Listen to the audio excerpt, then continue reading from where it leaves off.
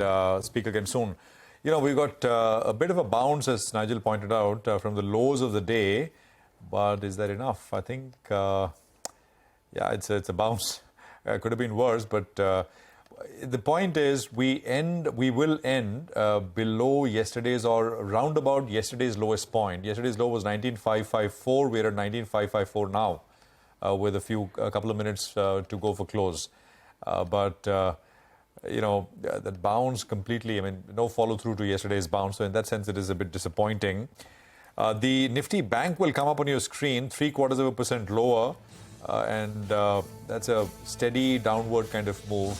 In percentage terms, I mean, on a day-on-day basis, that is just today, Bank Nifty lost less than as compared to the Nifty, but no real bounce or anything. It was down and out for a bulk of the day.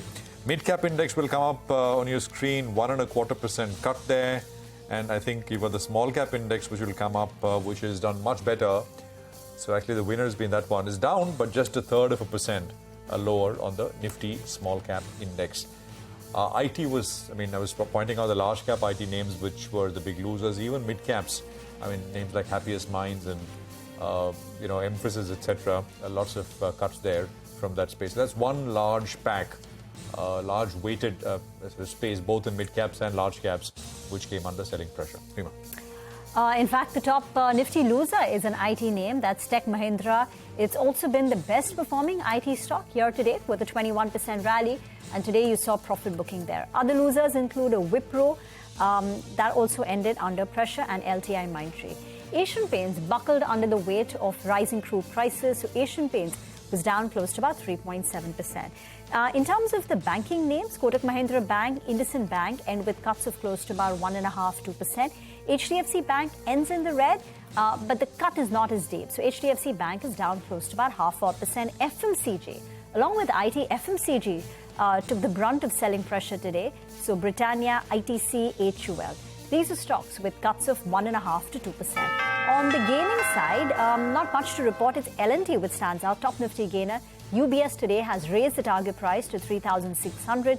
So significant upside. Bharti Airtel, where the company has been gaining subscriber market share at the expense of Vodafone Idea. Bharti Airtel saw buying particularly in the last 1 hour of trade. And Power Grid, last 30 minutes pop, pushed the stock to close in the green. All in all, the bell is gone. The Nifty is going to close at 19,550.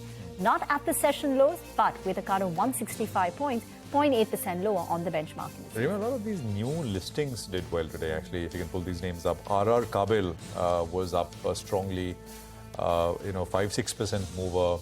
It's a few days old, by the way, in the markets. You know, there was, that's RR Kabil, look at that, 6%. Zaggle was up sharply. It's been doing well. I mean, day one listing was, I think, a little subdued, but after that, it's been consistently doing well. That is Zaggle. There you go, 195 now. EMS Limited, which is again, I mean, which came to the market recently, about 6–7 days old, that was higher.